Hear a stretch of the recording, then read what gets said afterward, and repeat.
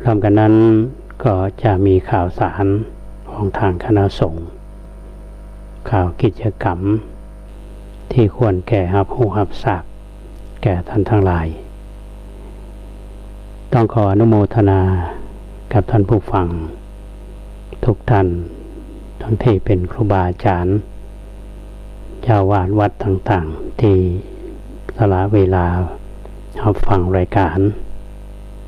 แล้วก็กำลังใจมากพร้อมกับญาติโยมที่รับฟังรายการอยู่เสมอ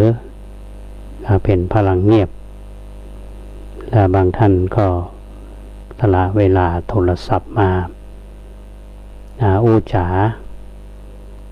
แลกเปลี่ยนความคิดเห็นพร้อมกับข้อเสนอแนะและนี้ก็ต้องขออนุโมทนาขอบคุณอย่างยิ่งที่เราท่านทั้งหลายได้มีมิตรจิตมิตรใจต่อกันโดยเฉพาะธรรมาภาพที่มาดำเนินรายการให้ท่านทั้งหลายฟังมาเป็นเวลาหลายปีเนาะก็รายการลุ่มโพเฮานี้เดิมก็จัดสถานีวิทยุ92นั้นเขาก็จัดสถานีวิทยุหลักอย่างสถานีวิทยุฐานอากาศทางภาค AM และภาค FM และพร้อมกันนั้นก็ลิงก์สัญญาณผ่าน 92.25 เฮาก็เป็นความร่วมมือจากสถานีวิทยุเหล่านั้นและก็ต่อมาเฮาก็นำมาออกอากาศทางวิทยุแห่งนี้นะครับก็หมายความว่าวิทยุหลักทำมาได้ออกก็ออกรายการวิทยุก็สาธารณะก็อยู่ประเภทวิทยุชุมชนจึงเป็นสื่อที่ทางวัดประแดงเขาได้ตั้งขึ้นมาโดยเฉพาะสถานีวิทยุแห่งนี้ก็เชื่อว่าจะเป็นสื่อกลางให้กับท่านผู้ฟังได้รับฟังสิ่งที่เป็นสาระหลายท่านก็พอมีโอกาสได้มาทำบุญที่วัดหรือว่าณวันนี้การเดินทางหรือว่าเรื่องความสะดวกจะมีน้อยลงนะเดินทางวัดก็ใช้ช่องทางนี้ซึ่งก็เป็นช่องทางหนึ่งที่ทำให้ท่านผู้ฟังได้รับข่าวสารได้รับธรรมะซึ่งเป็นคำสอนในทางพระศาสนาเป็นเครื่องเชิดชูใจคือเราท่านทั้งหลายได้เข้าใจในหลักธรรมของพระพุทธศาสนาดังที่หลวงพ่อพุทธทาสท่านได้มีคำกลอนเอาไว้อาตมาจะนำมาฝากก็เป็นคำกลอนธรรมะในหัวข้อชื่อว่าอัตตาหิอัตโนนาโถมิใหญ่ใครจะพึ่งซึ่งพระเจ้าแต่พวกเราชาวพุทธศาสนาผู้เชื่อฟังโอวาทพระศาสดาพึ่งธรรมมาคือพึ่งซึ่งตัวเองประกอบกรรมนำมาซึ่งโภคผลตั้งแต่ต้นจนปลายได้เหมาะเหม่งทั้งทางโลกทางธรรมก็ยำเกรงลือละเบงสร้างตัวอยู่ทั่วกันอัตตาหิอัตโนนาโถแปลว่าตัวพึ่งตัวแน่ถ้าบิดผันเป็นอื่นไปวนเวียนพาเหียนครันพึ่งเขานั้นไม่หนึ่งเหมือนพึ่งตัวเราท่านทั้งหลายได้ฟังถ้าพิจารณาตามเนื้อหาที่หลวงพ่อพุทธทาสท่านได้แต่งเอาไว้เราก็ได้คิดว่าอย่างพุทธภาษิตที่เป็นหัวข้อคืออัตตาหิอัตโนนาโถก็แปลเป็นภาษาไทยก็ว่าตนแลเป็นที่พึ่งของตนอันนี้คือพึ่งตัวเองฉะนั้นในความหมายเนี่ยเราจะต้องมีที่พึ่งหลายท่านอาจจะเห็นแย้งในใจว่าเราในฐานะที่เราเป็นชาวพุทธเนี่ย เขาก็มีที่พึ่งเหมือนกันล้อหรือว่าที่พึ่งของคนอื่นแต่ละคนมันก็จะคงจะแตกต่างกันไปนะจะพึ่งตัวเก่าได้จะใดนะครับคือจริงอยู่ในธรรมชาติเนี่ยตั้งแต่เขาเป็นละอ่อนอยู่เขาก็ต้องพึ่งพ่อพึ่งแม่ใหญ่นากาบาลมาเขาก็ห้ำเพียรศึกษาเป็นผู้ใหญ่จะทำการทำงานแล้วก็พึ่งตัวเองในที่นี้ก็หมายถึงว่าในทัศนะที่หลวงพ่อพุทธทาสท่านบอกเนี่ยก็คือชาวพุทธเฒ่าเนี่ยจะต้องเชื่อฟังคำสอนของพระศาสดาก็คือคำสอนขององค์สมเด็จพระสัมมาสัมพุทธเจ้าที่ว่าละชั่วทำดีทำจิตใจให้ผ่องใสอันนี้ก็คือเป็นข้อสรุปของพระพุทธศาสนาเฮาทีนี้เฮามีที่ปึ่งท่านผู้ฟังอย่างเฮานับถือพระรัตนตรัยอย่างเวลามีกิจกรรมในทางศาสนาบางทีเฮาก็บ่ได้นึกกันเนาะหรือว่าเฮาก็ว่าตามกันมาอย่างที่เฮาหันเมื่อมีกิจกรรมใดๆเนี่ยเฮาก็จะตั้งนะโมก่อนนะโมตัสสะภะคะวะโตอะระหะโตสัมมาสัมพุทธัสสะโดยง่ายก็ถ้าเป็นนักมวยเฮาก็ไหว้ครูเพราะนะโมเนี่ยคือการแสดงความนอบน้อมต่อพระพุทธเจ้าซึ่งเป็นหนึ่งในรัตนตรัยที่เฮาฮ้องว่าพุทธรัตนะคือพระพุทธเจ้าธรรมรัตนะคือพระธรรมสังฆรัตนะคือพระสงฆ์รวมกันแล้วก็คือพระรัตนตรัยหรือที่เฮาฮ้องกันว่าแก้ว3ประการหรือที่เฮาฮ้องว่าแก้ว3ดวงหรือว่ากำเมืองเฮาเวลาเฮาไปวัดนี่เพิ่นจะฮ้องว่าข่วงแก้วทั้ง3ก็หมายความว่าบริเวณวัดเนี่ยเป็นข่วงแก้วต่างๆคือเป็นข่วงของพระรัตนตรัยอันนี้กำเมืองเฮาฮ้องว่าข่วงแก้วทั้ง3แต่เวลาเฮาขึ้นไปวัดเฮาดำปันพระเฮานำดอกไม้ธูปเทียนไปใส่ขันแก้วทั้ง3ขันศีลก็ดีขันน้ำตาลก็ดีอันนี้เฮาเรียนรู้ผ่านพิธีกรรมแต่เฮาพินิจพิจารณากันท่านผู้ฟังโดยเฉพาะเรื่องนะโมเนี่ยครับบางทีเฮาฮ้องยาปากคอกหมู่เฮาชาวพุทธนี่เฮาต้องเข้าใจเนาะว่าคำว่านะโมตัสสะภะคะวะโตอะระหะโตสัมมาสัมพุทธัสสะเนี่ยนะครับบอกว่าขอแสดงความนอบน้อมต่อพระผู้มีพระภาคเจ้าพระองค์นั้นภะคะวะโตเนี่ยแปลว่าพระผู้มีพระภาคเจ้าตรัสพระองค์นั้นอะระหะโตเป็นผู้เว้นไกลจากกิเลส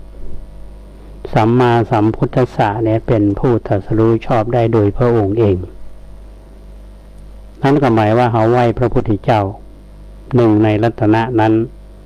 ที่เฮาจะเปล่งวาจาปฏิญญาณตนต่อพระรัตนตรัยอย่างว่าพุทธังสรณังคัจฉามิถึงพระพุทธเจ้าว่าเป็นที่พึ่งธัมมังสรณังคัจฉามิถึงพระธรรมเป็นที่พึ่งสังฆังสรณังคัจฉามิถึงพระสงฆ์เป็นที่พึ่งอันนี้คือเฮาเปล่งวาจาปฏิญญาณต่อพระรัตนตรัยว่าเฮาจะเอาแก้ว3ประการคือพระพุทธพระธรรมนี่เป็นที่พึ่งทีนี้พุทธรัตนะคือรัตนะคือพระพุทธเจ้าที่เฮาไหว้ครูกันเนี่ยนะครับนะโมตัสสะภะคะวะโตทีนี้ท่านผู้ฟังจะเห็นได้ว่าคำว่าภะคะวะโตเนี่ยหมายถึงพระคุณของพระพุทธเจ้าประเภทใดเป็นอธิบายว่าภะคะวะโตเนี่ยแปลว่าผู้จำแนกธรรมพระพุทธเจ้านี้มีพระมหากรุณาธิคุณท่านสามารถที่จำแนกแจกแจงธรรมว่าธรรมะข้อใดควรแก่ผู้รับฟังซึ่งมีพื้นฐานที่แตกต่างกันคนถ้ามีพื้นฐานที่แตกต่างกันเพื่อนก็เอาหัวข้อธรรมะที่เหมาะสม กับคนคนนั้นที่ฟังแล้วเนี่ยจะได้เข้าถึงธรรมเปิ้นไปอู้กับพระราชาเปิ้นก็เอาหลักของการปกครองไปอู้ไปแสดงธรรมไปอู้กับพ่อค้าเปิ้นก็เอาหลักของการค้าขายไปนำให้ท่านเหล่านั้นได้หูไปอู้กับชาวนาก็อู้เรื่องการไถนาเป็นต้นนะฮะคือในทัศนะของทางพระพุทธศาสนาหมายความว่าก็เอาบูรณาการกับอาชีพนั้นๆนี่คือท่านรู้จักอย่างบางท่านนี่บ่มีศรัทธาในทางพระพุทธศาสนาเลยได้อย่างอาตมาเคยเล่าในพระสูตรที่มีสุภมานพซึ่งบ่เคยนับถือบ่มีจิตใจที่จะเลียงน้อมในพระศาสนาเลยแต่พระพุทธเจ้าท่านส่องดูก็เรียกว่าเหมือนกับพอมีมอนิเตอร์ท่านผู้ฟังเจ้าเปิ้นก็ตื่นขึ้นมาเนี่ยท่านก็พอดูว่าวันนี้จะไปโปรดภัยที่ไหนปรากฏว่าสุภมานพเนี่ยได้มาปรากฏในข่ายพยานเพิ่นก็ไปแสดงธรรมสุภมานพนี่บ่เคยหันพระพุทธเจ้าและบ่มีศรัทธาแต่พระพุทธเจ้ามีความเชื่อมั่นว่าคนคนนี้จะต้องได้ฟังธรรมและจะต้องได้หันได้เข้าใจหลักธรรมของพระพุทธเจ้าปรากฏว่าในบ้านของสุภมานพเนี่ยมีสัตว์เลี้ยงประเภทหนึ่งที่คือถ้าเฮาคนที่ฮักหมาเป็นภาษาชาวบ้านเฮาเนี่ยเป็นสุนัขในเรื่องนั้นเพิ่นบอกเขาว่าสุนัขตัวนี้คือหมาตัวนี้เพิ่นเลี้ยงดีนะแปลงที่นอนงามๆคือก็บ่นอนไปนอนสูนขี้เต่าทีนี้พระพุทธเจ้าก็ได้เสด็จไปวันนั้นพระองค์ท่านทรงทราบว่าสุนัขตัวที่นอนคุกขี้เต่าอยู่นั้นเป็นป่อในอดีตแล้วก็เป็นเศรษฐีในอดีตฝังทรัพย์ในทางพระพุทธศาสนาก็ผู้สุภมานพก็พระพุทธเจ้าไปที่บ้านพอหมาน้อยตัวนั้นหันพระพุทธเจ้าเนี่ยก็หลบสู้เพราะรู้ว่าพระพุทธเจ้าในพระองค์ท่านทรงทราบว่าเป็นใครสุภมานพเนี่ยก็จึงได้ถามพระพุทธเจ้าพระพุทธเจ้าท่านบอกว่าตัวนักตัวนี้เป็นป่อของท่านในอดีตแล้วเขาก็บอกเชื่อพระพุทธเจ้าก็บอกว่าขอจึงไปขุดดูว่าที่ขุมทรัพย์ของป่อเธอนี้ที่ฝังไว้ก่อนที่จะสิ้นใจแล้วก็เกิดมาเป็น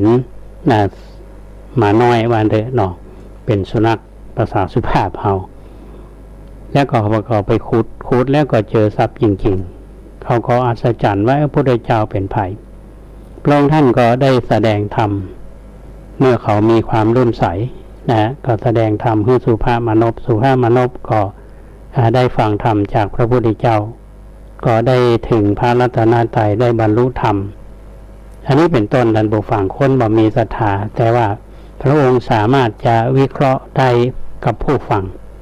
อันนี้คือเลือกธรรมอันเหมาะสมให้กับบุคคลอันนี้เป็นตัวอย่างก็เรียกว่าพระคัมภีร์ส่วนอื่นๆก็มีเหมือนกันธรรมะข้อใดที่จะควรหรือเป็นเหมาะกับคนคนนั้นพระคัมภีร์อรหัตโตนี่แปลว่าผู้เว้นกายจากกิเลสอันนี้แน่นอนพระพุทธเจ้าเป็นผู้ที่หมดจากกิเลสเมื่อท่านได้บรรลุธรรมเป็นผู้ที่บริสุทธิ์สัมมาสัมพุทธัสสะเนี่ยเป็นผู้ตรัสรู้ชอบได้ด้วยพระเองก็คือเป็นผู้มีพระปัญญาที่คุณเพราะฉะนั้นพระพุทธเจ้าของเฮานี้มีคุณอยู่3อย่างท่านผู้ฟังมีพระมหากรุณาธิคุณก็คือพระคัมภีร์มีพระบริสุทธิคุณก็คือพระอรหัตโตสัมมาสัมพุทธัสสะก็คือพระปัญญาคุณเพราะฉะนั้นเราก็จึงนับถือพระองค์ท่านว่าเป็นแก้ว3ประการเป็นพระพุทธรัตนะธรรมรัตนะคือพระธรรมหมายถึงแก้ว คือพระธรรมในที่นี้หมายถึงคำสอนของพระพุทธเจ้าเนี่ยถ้าว่าผู้ใดปฏิบัติตามคำสอนนี้จะได้บรรลุธรรมดังที่เราท่านทั้งหลายได้ศึกษาประวัติของพระเถระ40 องค์ก็ดี80 องค์ก็ดีพระอัครถาวิกาก็ดี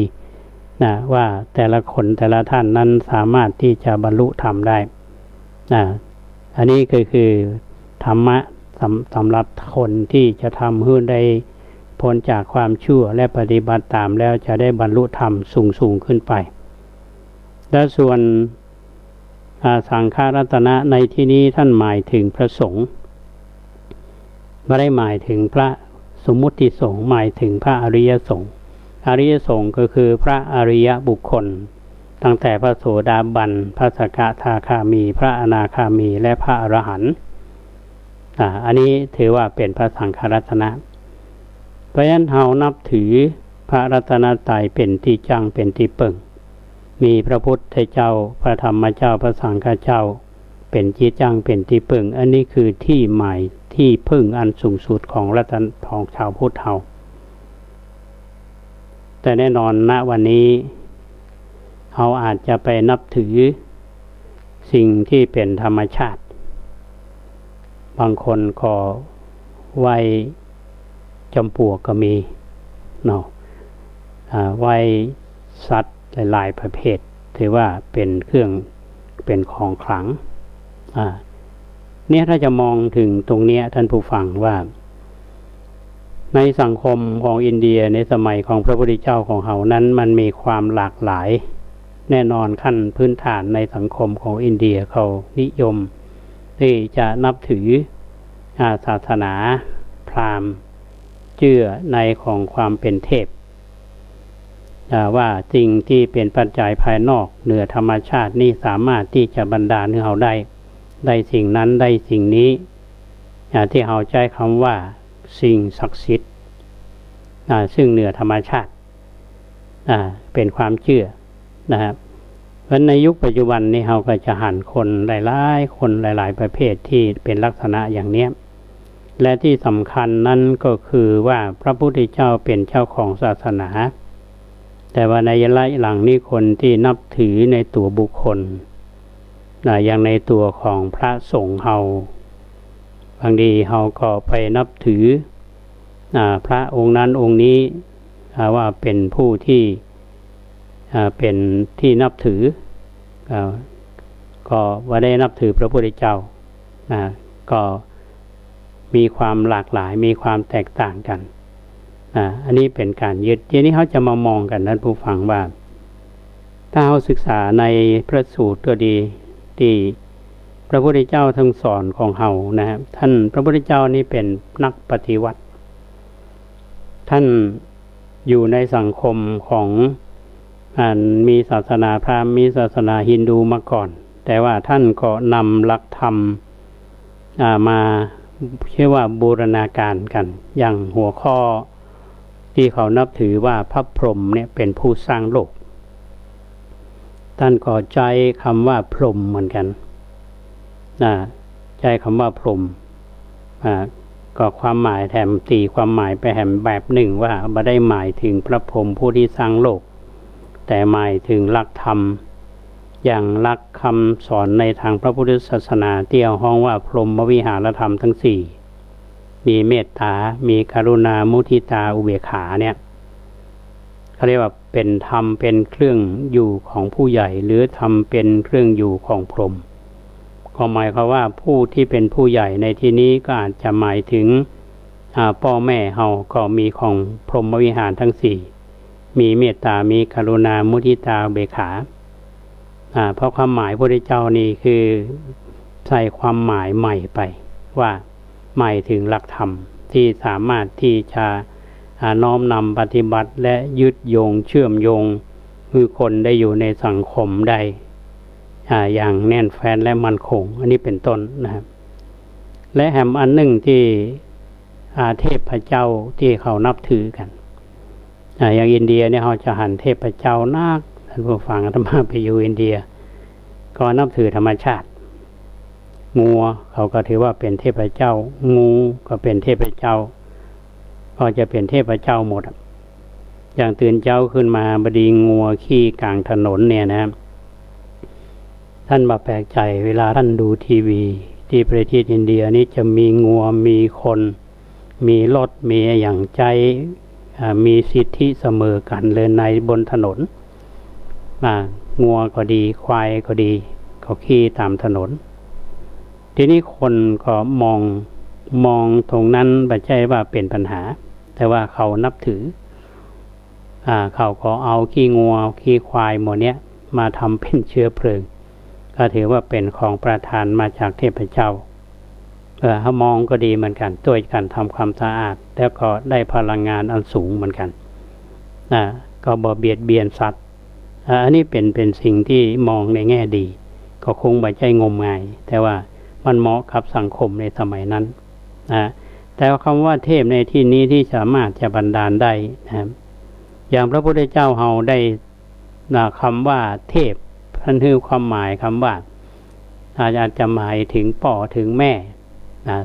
ผู้ที่คือบังเกิดกำเนิดเราหรือหมายถึงคำสอนที่ทำให้โลกของเรานี้อยู่ด้วยความสงบสุขอย่างคำว่าเทวธรรมท่านผู้ฟังก็คงจะเคยได้ยินทุกเจ้าเปิ้นสวดกันที่ว่าฮิริโอตตปะสัมปันนาสุกาธรรมาสมาหิตาสันโตสัพปุริสะโลเกเทวธรรมมาบุจเจเลนะนี่คือเทวธรรมเทวธรรมนี่ทำคนอย่างคือมีฮิริคือความละอายแก่ใจโอตตปะความเกรงกลัวต่อบาปเพราะฉะนั้นคนถ้ามีเทวธรรมอยู่สองประการเนี้ยโลกของเราคนที่มีก็จะเหมือนกับเป็นเทพอันนี้คือความหมายในหลักธรรมคำสอนในทางพระศาสนาของเราเพราะฉะนั้นวันนี้อาตมาภาพก็นำมาคือท่านทั้งหลายให้ได้พิจารณากันว่าตามที่หลวงพ่อพุทธทาสท่านได้เขียนกลอนไว้อาตมาก็นำมาฝากท่านผู้ฟังในหัวข้อว่าอัตตาหิอัตนาอุนาโถตนแลเป็นที่พึ่งของตนท่านคือความหมายว่าถ้าเราชาวพุทธเนี่ยนับถือโอวาทคำสอนในทางพระศาสนาก็เหมือนกับได้ปฏิบัติธรรมมีความเชื่อมั่นในพระรัตนตรัยก็เหมือนว่าเราเปิ้งตัวเก่าเพราะฉะนั้นการเปิ้งตัวเก่านี้เป็นเกณฑ์ที่เปิ้งที่ดีที่สุดคือเราบ่ได้งมงายนะฮะในสิ่งเหล่านั้นเราก็มีความมุ่งมั่นในการที่จะนับถือเพราะฉะนั้นก็ฝากท่านผู้ฟังเอาไว้ว่าที่พึ่งอันสูงสุดของหมู่เฮาชาวพุทธคือพระรัตนตรัยพระพุทธพระธรรมพระสงฆ์เป็นที่พึ่งพระพุทธเจ้าเฮามีพระคุณอันยิ่งใหญ่มีพระมหากรุณาธิคุณต่อมวลมนุษยชาติพระธรรมสามารถน้อมนำไปปฏิบัติสามารถให้เขาได้พ้นทุกข์ได้และพระสงฆ์ซึ่งเป็นพระอริยสงฆ์สามารถที่จะนำหมู่เฮาไปสู่ทิศทางอันถูกต้องได้อันนี้เป็นสิ่งที่นำมาฝากท่านผู้ฟังในวันนี้ในช่วงแรกของรายการก็คิดว่าน่าจะเป็นแง่คิดสำหรับหมู่เฮาท่านทั้งหลายในช่วงของปีใหม่ที่จะถึงนี้เราก็นึกถึงคำสอนในทางพระศาสนานึกถึงองค์พระศาสดาและนำคำสอนไปปฏิบัติในชีวิตประจำวันเราถึงแม้ว่าสิ่งเหล่านี้มันจะเป็นนามธรรมมันค่อนข้างที่จะต้องปฏิบัติยากจะต้องใช้เวลาจะต้องใช้ความอดทนเพราะฉะนั้นสิ่งเหล่านี้ก็สามารถที่จะเราผ่านพ้นในวิกฤตหลายๆอย่างเมื่อเรามีจิตที่มุ่งมั่นในปีที่จะมาถึงนี้ปี 2564 ถ้ามีความตั้งใจดีเราบ่นอกเหนือคำสอนในทางพระศาสนาปฏิบัติตามหลักที่ปฏิบัติเนี่ยเราเชื่อมั่นว่าปีใหม่ก็คงจะเป็นปีที่ดีที่สุดของหมู่เฮาท่านทั้งหลายอันนี้เป็นเรื่องที่ฝากท่านทั้งหลายเอาไว้ในช่วงแรกของรายการส่วนที่สองของรายการเหมือนเดิม วันนี้อาตมาก็จะได้นำเล่าเรื่องของครูบาเจ้าศรีวิชัยให้ท่านทั้งหลายได้ฟังกันแล้วก็คงจะมีข่าวคราวของคณะสงฆ์ข่าวกิจกรรมให้ท่านทั้งหลายได้รับฟังกันแสมสกรรมหนึ่งหับปะกันท่านผู้ฟังกรรมุนาวะตัตติโลโกสัตว์โลกย่อมเป็นไปตามกรรม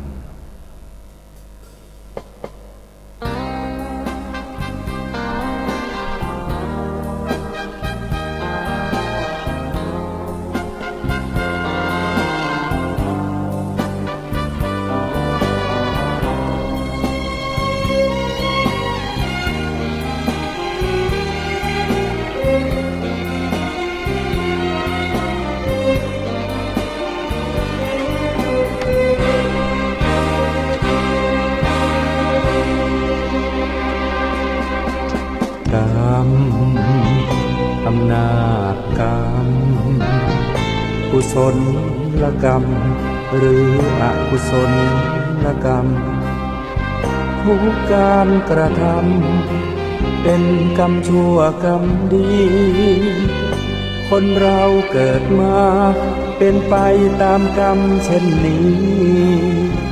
ทำชั่วทำดีล้วนแต่มีผลกรรมอำนาจใจสติครองไว้อย่าผิดพลาดเพ้อไปพระองค์เข้าใจชี้ในสิ่งกระทำจรวดบรรทุกใส่มาแล้วนาเวรกรรมคิดจะกระทำย้ำให้พึงสังวรคนและสัตว์ทั้งหลายที่เป็นไปต่างๆนานาชีวิตแตกต่างนานากรรมชักพาพบเย็นพบร้อนคนไม่เข้าใจกันมัวกระทำเรื่องบาปหลายตอนเกิดใหม่พบหน้าแน่นอนนรกร้อนมาสะพรึงกลัวอำนาจกรรมกุศลกรรมหรืออกุศลกรรมไม่ควรกระทำกรรมที่ผิดติดตัวทำบาปโหดร้ายมันไม่ใช่เรื่องยิ้มหัวผลลัพธ์น่ากลัวน่ากลัวอำนาจกรรม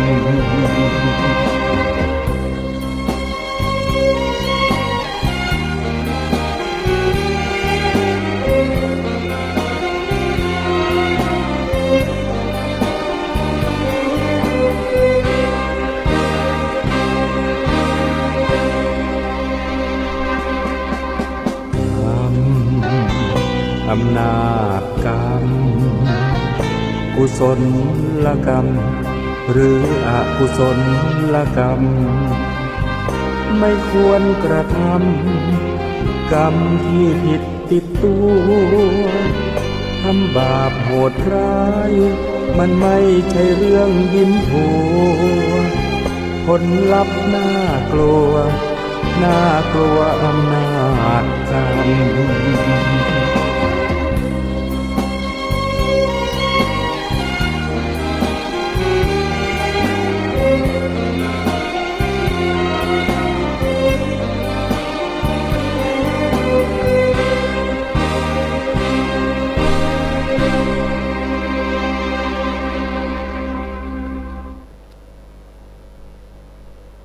ท่านผู้ฟังกำลังฟังรายการลมโพทางสถานีวิทยุสาธารณะจังหวัดเชียงใหม่ FM 12.25 เมกะเฮิรตซ์อยู่กับธรรมาภาพพระครูโคสิทธิ์ปริยัตยาภรณ์อยู่ในช่วงที่2ของรายการก็ต้องขออวยพรวันเกิด ซึ่งมีเมื่อตะวาครับคุณแม่พึงพิษสมณวันก็เป็นอุบาสิกาที่บำรุงพระศาสนาทำบุญอุดหนุนวัดวารามต่างๆโดยเฉพาะวัดพระแดงเฮานี้คุณแม่พึงพิษก็ถือว่าเป็นกัลยาณมิตรที่สนับสนุนกิจกรรมขอให้คุณแม่มีอายุยืนเป็นร่มโพล่มไทรของลูกหลานเป็นที่พึ่งของลูกพระลูกเนนตลอดไปมีอายุ100 สาวก็แล้วกันวันเกิดเมื่อตะวาอวยพรวันเกิดวันนี้คงมาจากจนขึ้นไปก็มีหลายท่านที่ทราบก็เป็นกัลยาณมิตรส่งความปรารถนาดีต่อกันช่วงนี้เป็นช่วงที่เราท่านทั้งหลายต้องระวังอย่างเราได้ทราบข่าว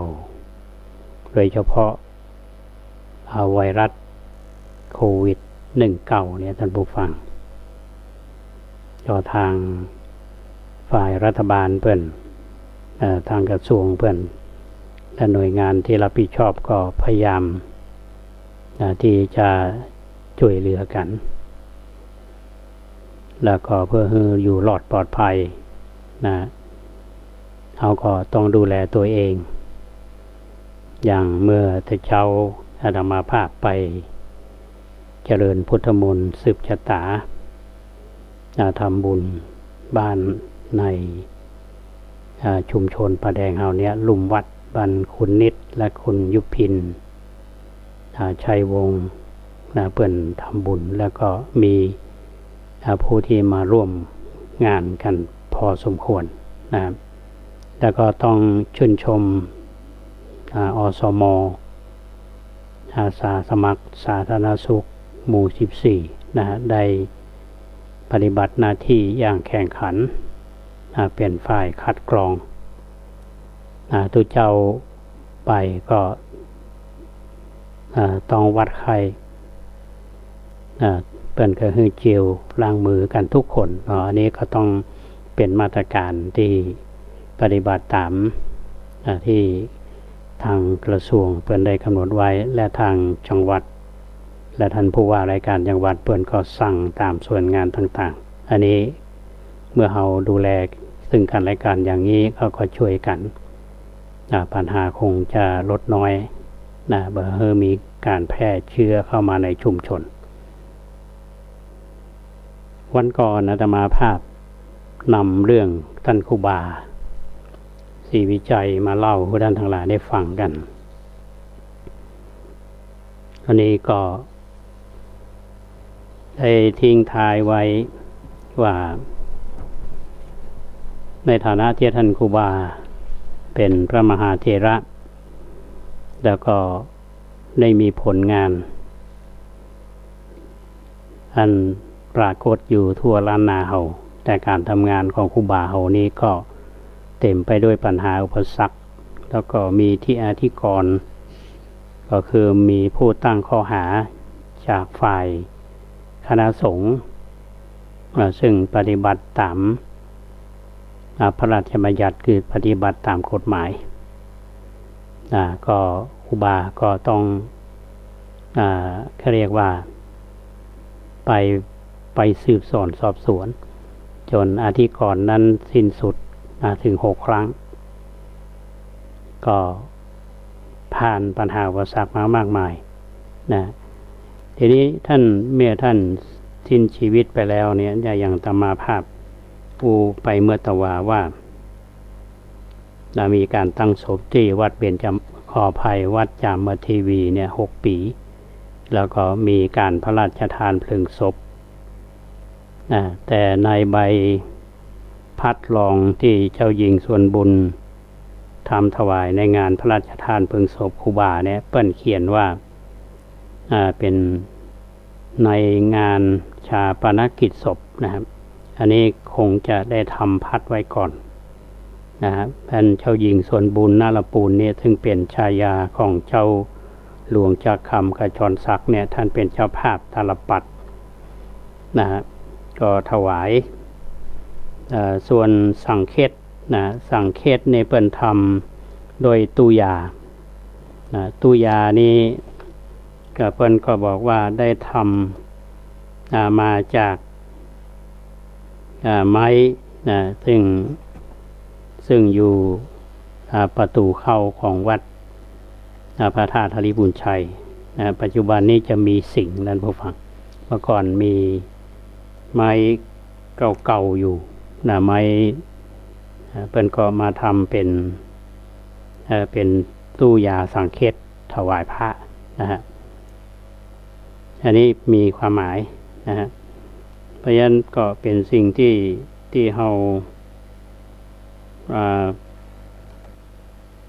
น้อมรำลึกนะครับในเรื่องของสังเขตที่ว่าเนี่ยนะฮะเปิ้นใจเสาวิหารหลังเก่า8 ต้นที่เคยหล่อเป็นหลังคาคุมสิ่งปูนปั้น2 ตัวที่หน้าวัดพระธาตุธริบุญชัยซึ่งพระครูพิทักษ์เจติยานุกิจครูบาคำฟูก็นำมาใช้สร้างเมรุแล้วก็ต่อมาก็รื้อเมรุทำไม้มาทำสังเขตใส่ตู้ยาเปิ้นบอกว่าตู้ยาเนี่ยก็ไปปรากฏอยู่ที่วัดสุวรรณดารารามที่อำเภอเมืองจังหวัดพระนครศรีอยุธยาเพราะว่าตอนนั้นพระเดชพระคุณพระเทพเวทีเจ้าคณะตรวจการภาค4ซึ่งเป็นประธานสงฆ์เนี่ยท่านได้มาในพิธีพระราชทานเพลิงศพท่านจำพรรษาอยู่ที่วัดสุวรรณดารารามอยู่ในช่วงพ.ศ. 2489ต่อมาเปิ้นก็ย้ายมาจำพรรษาอยู่ที่วัดมหาธาตุยุวราชรังสฤษตาพระจันทร์เมื่อตะวานี้อาตมาก็เล่าท่านฟังว่าพระเทพเวทีเนี่ยต่อมาก็คือพระพิมลธรรมอาสาพะมหาเถระซึ่งอยู่ถูกคดีถูกจับศึกอยู่สันติปารารามอยู่สันติบาล5 ปีแล้วต่อมาก็บ่มีความผิดศาลทหารท่านก็ยกฟ้องวันนี้เนาะบ่มีความผิดแล้วก็ได้คืนสมณศักดิ์เป็นพระพิมลธรรมต่อมาก็ได้เป็นสมเด็จ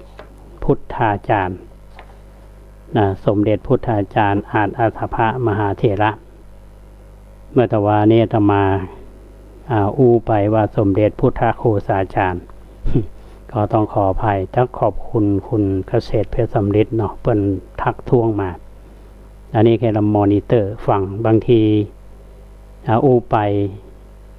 มันเผลอนะท่านผู้ฟังเนาะมันพุทธาจารย์อะไรอย่างชื่อทุกเจ้าเนาะคือชื่อสุดท้ายท่านก็คือสมเด็จพุทธาจารย์ปัจจุบันนี้ผู้ที่ครองตำแหน่งเป็นสมเด็จพุทธาจารย์เนี่ยก็คือสมเด็จพุทธาจารย์สนิทชวนะปัญโยเจ้าคณะโหนตะวันออกวัดเบญจมบพิตรอันนี้เพื่อให้ท่านผู้ฟังได้เข้าใจกันทีนี้ก็มาถึงว่าเตตมายงไปว่ามีพระเถระผู้ใหญ่ที่เกี่ยวข้องท่านผู้ฟังคงจำได้ช่วงที่ครูบาลงไปกรุงเทพเนี่ยจะมีคณะกรรมการที่เป็นตั้งขึ้นมาเพื่อสอบสวนแต่พระผู้ใหญ่ที่ปกครองในช่วงนั้นดำแหน่งตำแหน่งเป็นสมเด็จพระสังฆราชอยู่เนี่ยก็คือสมเด็จพระมหาสมณเจ้ากรมพระยาวชิรยานวโรรสคือเป็นสมเด็จพระสังฆราชองค์ที่10สมเด็จพระมหาสมณเจ้ากรมพระยาวชิรยานวโรรสเนี่ยเป็นพระองค์ท่านก็ได้เคยตรัสชื่นชมครูบาเจ้าศรีวิชัยปรากฏอยู่ในสมณสารที่มีไปถึงโคมหมื่นชินวรศิริวัตรสมเด็จเจ้าคณะใหญ่โหนกลางเมื่อวันที่14 กรกฎาคม 2463ในช่วงตัดสินคดีตองอธิกรณ์คือครูบาเจ้าศรีวิชัยว่าเป็นพระที่อ่อนโยนบากกระด้าง ไม่ใช่เจ้าเล่ห์เจ้ากลบ่ค่อยฮู้ธรรมวินัยแต่มีสมณสัญญาพอจะประพฤติให้เป็นพระอยู่ได้อย่างพระที่เหินห่างจากสังคมคำกล่าวนี้ก็สะท้อนภาพลักษณ์ของครูบาเจ้าศรีวิชัยได้อย่างชัดเจนกล่าวคือท่านเป็นพระปฏิบัติกรรมฐานอยู่ในอรัญญวาสีอรัญญวาสีนี่ก็คืออยู่ป่าท่านผู้ฟังเป็นพระป่ามาได้คุ้นเคยกับเรื่องของการเรียนพระปริยัติในระบบของการศึกษาพุทธศาสนาแบบใหม่ตามพระราชบัญญัติลักษณะปกครองสงฆ์รัตนโกสินทร์121ที่ตราขึ้นในสมัยรัชกาลที่5ซึ่งก็อาจจะทำให้ครูบาเจ้าศรีวิชัยนี้บอกค่อยฮู้ธรรมวินัยตามแบบคณะสงฆ์ส่วนกลางแต่ถ้าว่าคณะสงฆ์มีพระสงฆ์ที่มีศีลจารวัตรงดงามอ่อนโยนเป็นพระแท้ของพระพุทธเจ้าอันนี้เป็นนามพระเมตตาของสมเด็จพระมหาสมณเจ้ากรมพระยาวชิรยานวโรรสนะได้มีถึงครูบาเจ้าศรีวิชัยแล้วท่านหนึ่งก็คือสมเด็จพระอริยวงศ์สาคัตยานสมเด็จพระสังฆราชองค์ที่14แห่งกรุงรัตนโกสินทร์ชื่อเดิมท่านคือปลดกิติโสภโนมหาเถระเมื่อครั้งดำรงสมณศักดิ์เป็นพระธรรมโฆษาจารย์ตำแหน่งเจ้าคณะมณฑลพายัพในช่วงที่ครูบาเจ้าศรีวิชัยเนี่ยต้องอธิกรณ์ครั้งสุดท้ายเนี่ยเจ้าคณะมณฑลพายัพนี่ได้ขอร้องให้ครูบาเจ้าศรีวิชัยพำนักอยู่แต่ที่วัดบ้านปางอำเภอลีจังหวัดลำพูนเต้าอันหรือว่าถ้าจะเดินทางไปที่อื่นก็ต้องได้รับอนุญาตจากเจ้าคณะจังหวัดในนั้นก็หมายความว่าต้องได้รับอนุญาตจากเจ้าคณะจังหวัดลำพูนเสียก่อนคือเป็นลายลักษณ์อักษรเมื่อครูบาเจ้าศรีวิชัยไปพำนักที่ลำพูนแล้วเนี่ยท่านก็บ่ค่อยดำเนินกิจกรรมด้านการบูรณะปฏิสังขรณ์ในพุทธสถานเท่าใดแต่ก็ปรากฏว่าท่านเริ่มหันไปสร้างสาธารณสถานแต่ส่วนหนึ่งเช่นว่าโรงเรียนและสะพานนะครับพฤติกรรมของเคลื่อนไหวของครูบาเจ้าศรีวิชัยนี่ก็ได้รับการเรียกว่าสอดส่องจากพระเถระระดับสูงที่คอยรายงานคือเจ้าคณะมณฑลพายัพทราบอยู่เสมอ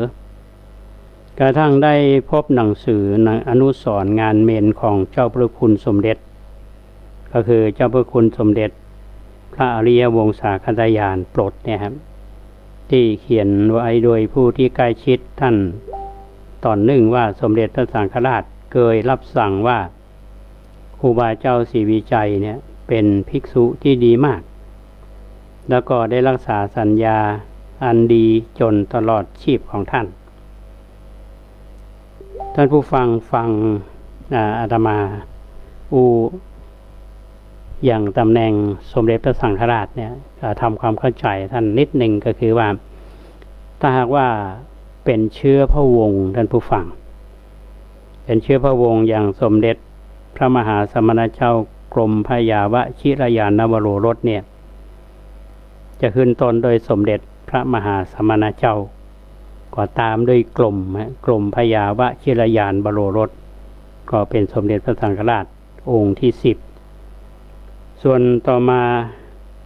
สมเด็จพระอริยวงศาคัตยานสมเด็จพระสังฆราชองค์ที่14โปรดกิติโสภโนมหาเถระถ้าหากมันต่างกันอย่างไรถ้าหากว่าสมเด็จพระสังฆราชมาจากสามัญชนเพิ่นจะขึ้นต้นว่าสมเด็จพระอริยวงศาคัตยานต่อด้วยสมเด็จพระสังฆราชอันนี้เพื่อทำความเข้าใจแก่ท่านผู้ฟังบางทีอาจจะสับสนทีนี้ก็มีแถมรูปหนึ่งที่จะเป็นพิเศษนะครับอย่างสมเด็จพระญาณสังวรสกลมหาสังฆปรินายกเจริญสุขวัฒโนปท9เนี่ยเป็นสมเด็จพระสังฆราชองค์ที่19สำหรับองค์นี้ เป็นสามัญชนท่านผู้ฟังแต่ว่าโปรดเกล้าเป็นพิเศษของในหลวงรัชกาลที่9เพราะว่าพระองค์ท่านเป็นพระพี่เลี้ยงตอนที่ในหลวงรัชกาลที่9ทรงผนวดมันยังขึ้นต้นได้ว่าสมเด็จพระญาณสังวรก็ยังใช้คำว่าสมเด็จพระนายาณสังวรสกลมหาสังฆปรินายกอยู่ปกติถ้าเป็นสามัญชนเนี่ยที่อาตมาว่าเนี่ยจะเป็นสมเด็จพระอริยวงศาคันธยานทีนี้สมเด็จพระสังฆราชองค์ที่19เนี่ยเปิ้นเคยปะทุนครูบาเจ้าศรีวิชัยขณะที่อาพาธอยู่ที่วัดจามเทวีเมื่อปี 2481 ก็ได้ประธานสัมภาษณ์นิตยสารมหัศจรรย์ฉบับที่641หน้า25เนื่องในโอกาสที่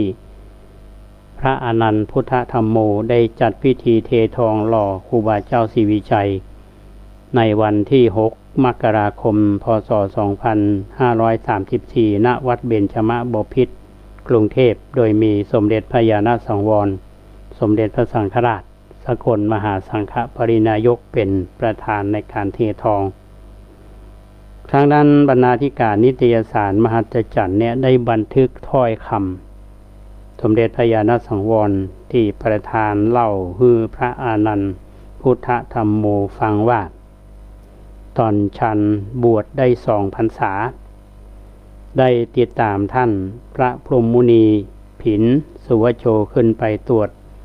การมณฑลพายัพไปถึงวัดจามเทวี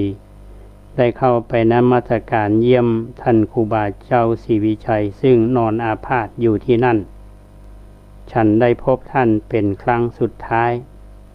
นับว่าเป็นบุญของฉันเหมือนกันที่ได้มีโอกาสพบนักบุญองค์นั้นอันนี้คือน้ำเมตตาของสมเด็จพระสังฆราชและแถมท่านหนึ่งก็คือพระครูวินัยธรมั่นภูริทัตโตหรือที่เรารู้จักกันว่าหลวงปู่มั่นท่านได้รับการแต่งตั้งขึ้นมาปกครองวัดเจดีย์หลวงจังหวัดเชียงใหม่ซึ่งสังกัดนิกายธรรมยุทธช่วงนั้นเคยกล่าวแก่พระอุบาลีคุณูปมาจารย์จันทร์สิริจันโทอดีตเจ้าวาดวัดเจดีย์หลวงผู้มีความสนใจใคร่รู้ถึงภูมิธรรมและปฏิบัติตามวิถีทางที่ครูบาเจ้าศรีวิชัยดำเนินอยู่เนื่องจากทราบว่าพระอาจารย์มั่นเนี่ยเคยพบและสนทนาธรรมกับครูบาเจ้าศรีวิชัยมาแล้วเรื่องนี้บันทึกโดยพระพุทธพจน์จนะวราพรหรือหลวงปู่จันทร์กุสโลเมื่อครั้งดำรงสมณศักดิ์เป็นพระธรรมดิโลกวัดเจดีย์หลวงโดยพระอาจารย์มั่นเล่าให้ท่านพระอุบาลีคุณูปมาจารย์จันทร์สิริจันโทฟังว่าขณะที่ท่านธุดงค์มาภาคเหนือช่วงที่จำพรรษาอยู่วัดเจดีย์หลวงได้เคยพบครูบาเจ้าศรีวิชัยที่วัดสวนดอกหลังจากที่ได้พ้นคดีต้องอธิกรณ์ครั้งที่5ในระยะหนึ่งแล้วซึ่งเหตุการณ์ในช่วงที่ครูบาเจ้าศรีวิชัยกำลังสร้างต่างขึ้นโดยสุเทพพระอาจารย์มั่นได้หูได้หันถึงขันติปารมีขันติปรมัตถปารมีที่ครูบาเจ้าศรีวิชัยได้กระทำบำเพ็ญอย่างอุกฤษโดยการนั่งนักรับแขกทั้งวันโดยได้เปลี่ยนอิริยาบถลุกไปไหนเลยแม้ท่านจะเป็นโลกฤทธิ์ดวงทวารก็สร้างความทรมานให้เป็นอย่างมากพระอาจารย์มั่นจึงปรารภว่าท่านครูบาเจ้าศรีวิชัยเป็นผู้มากด้วยขันติธรรมโดยแท้เป็นเฮาคงทำมาได้อย่างท่านทั้งยังกล่าวเน้นย้ำปฏิปทาที่ครูบาเจ้าศรีวิชัยได้กระทำว่าเป็นแบบอย่างและเส้นทางของโพธิสัตว์เนี่ยท่านผู้ฟังเอาฟังแล้วเราก็มีความประทับใจว่าทัศนะของพระเถระผู้ใหญ่ในยุคนั้นมองท่านครูบาเจ้าศรีวิชัยไว้นะและยังมีแถมหลายรูปที่มีทัศนะต่อครูบา แต่คงจะได้นำมาถ่ายทอดให้ท่านทั้งหลายได้รับฟังกันในโอกาสต่อไปโดยเฉพาะท่านพระมิมลญาณมุนีนะฮะที่ได้มีบทบาทสำคัญเหมือนกันเกี่ยวกับเรื่องครูบาเจ้าศรีวิชัยท่านจะกล่าวต่อเรื่องนี้เป็นจะได้แล้วเห็นรูปหนึ่งก็คือหลวงพ่อปัญญานันทภิกขุนะหรือว่าพระพรหมมังคลาจารย์วัดชนประธานลังสฤษเนี่ยที่ท่านได้ละสังขารไปแล้วที่จะมีมุมมองอย่างใดต่อครูบาเจ้าศรีวิชัยเราเอาก้อยฟังต่อไปเนาะในโอกาสต่อไปนะฮะก็อาตมาก็จะมาเล่าให้ท่านทั้งหลายได้ฟังกันเมื่อท่านผู้ฟังแล้วเนาะก็คงจะเหมือนกับว่าได้รับความรู้และอาตมาภาพนี้ก็ต้องขอบคุณนะครับว่าข้อมูลที่นำมาถ่ายทอดให้ท่านทั้งหลายรับฟังเนี่ยมาจากงานวิจัยเนาะซึ่งมีทีมงานต้องขอบคุณสมาคมเจ้าละปูนเนี่ยที่ได้ทำวิจัยโดยใช้งบประมาณเยอะอยู่เพื่อที่จะประกาศคุณงามความดีของท่านครูบาเจ้าศรีวิชัยและตอนนี้คณะทำงานก็ยังมีแนวคิดว่าจะเสนองานของท่านครูบาเจ้าศรีวิชัยเนี่ยไปสู่เนสโกอย่างปานนั้นนะฮะที่มีพระหลายๆรูปที่ท่านได้รับการประกาศที่ยูเนสโกท่านได้ยกย่องอย่างหลวงพ่อพุทธทาสก็ดีล่าสุดนี่พระอาจารย์มั่นก็ได้รับประกาศไปละอันนี้เป็นสิ่งที่คณะทำงานเปิ้นก็กำลังดำเนินการอยู่นะฮะก็ต้องใช้เวลาส่วนหนึ่งที่ธรรมาภาพนำมาถ่ายทอดเล่าให้ท่านทั้งหลายได้ฟังเนี่ยก็คงจะเป็นประโยชน์บรรณาก็น้อยเนาะเพราะว่าโยมที่มาหาอาตมาเนี่ยหลายท่านก็บอกว่าครูบาเจ้าศรีวิชัยเนี่ยก็เคยอ่านมาพ่อเรื่องประวัติเปิ้นก็บ่ได้ละเอียดนะอาตมาก็ได้ศึกษาจากหลายๆเล่มเหมือนกันนะที่เคยอ่านมาอย่างลักอย่างชีวิตและงานของท่านครูบาเจ้าศรีวิชัยโดยสอสุปภาหรือว่ามีหลายท่านที่นำมาเขียนนำเสนอในรูปแบบต่างๆก็มีหลายท่านหลายๆแนวเหมือนกันนะเพราะฉะนั้นสิ่งที่นำมาเล่าท่านทั้งหลายได้ฟังเนี่ยประโยชน์เกิดขึ้นท่านทั้งหลายก็คงจะบูชาคุณของท่านครูบาเจ้าศรีวิชัยที่ได้ทุ่มเทชีวิตโดยเฉพาะเพื่อหมู่เฮาชาวภาคเหนือได้สร้างศาสนสถานมากมายแล้วก็ที่สำคัญที่สุดนั้นเชียงใหม่เฮาถึงแม้ว่าในช่วงนั้นอาจจะมีการขัดแย้งกันในระหว่างสงฆ์โดยมีตัวกฎหมายคือพรบคณะสงฆ์ในสมัยนั้นจุดมุ่งหมายก็คือเพื่อที่จะให้พระเนรเขาได้ศึกษาอาจจะมีการขัดแย้งมีผลกระทบมาอยู่ยุคของการเปลี่ยนแปลงอันนี้ก็เป็นช่วงเหตุการณ์ที่นำมาเล่าเพราะฉะนั้นในโอกาสต่อไปเราก็ค่อยๆรับฟังกันนะซึ่งในทัศนะของท่านมหาเถระทั้งหลายนะครับทีนี้มันยังมีเรื่องของปณิธานและความปรารถนาของครูบาเจ้าศรีวิชัยนะท่านปรารถนาได้โพธิญาณท่านผู้ฟังนะอันนี้ก็คงมานำเสนอกันเป็นระยะในช่วงเวลาที่เหลืออยู่นี้ก็ต้องขออนุโมทนาขอบคุณด้วยพี่น้องท่านผู้ฟังทุกท่านที่ติดตามรับฟังรายการหลายท่านก็มีความเป็นห่วงอาตมาบอกว่าบางวันฟังเสียงก็บัดใสปกติช่วงหลังนี่บัดใสท่านผู้ฟังเพราะอย่างมันมีอายุนักละบางทีพักผ่อนมาได้เต็มที่พ่อง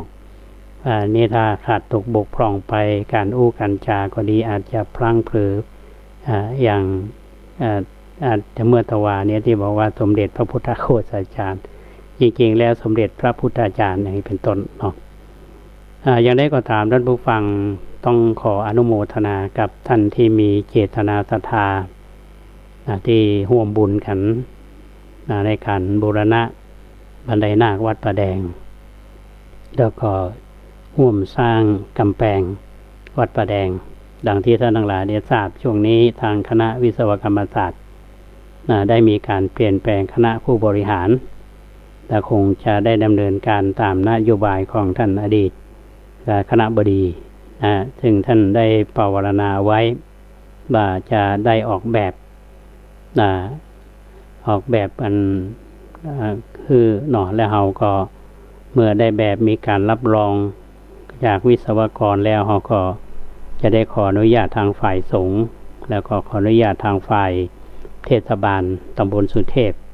ซึ่งเป็นไปตามระเบียบซึ่งกระทรวงมหาดไทยได้คือบ่ได้กำหนดโดยตรงแต่ว่าต่อปัญหาที่เกิดขึ้นเนี่ยท่านก็ต่อไปเนี่ยวัดวาศาสนาเราจะสร้างอาคารหยังนะก็ต้องได้รับความเห็นชอบจากท้องถิ่นเนาะก็แต่ช่วงนี้อาจจะมาปัญหาเรื่องของโควิดอาจจะมีผลกระทบเหมือนกันความตั้งใจเรามีอยู่ท่านผู้ฟังอาตมาก็ยังยืนยันครับพี่น้องว่าเป็นเจตนา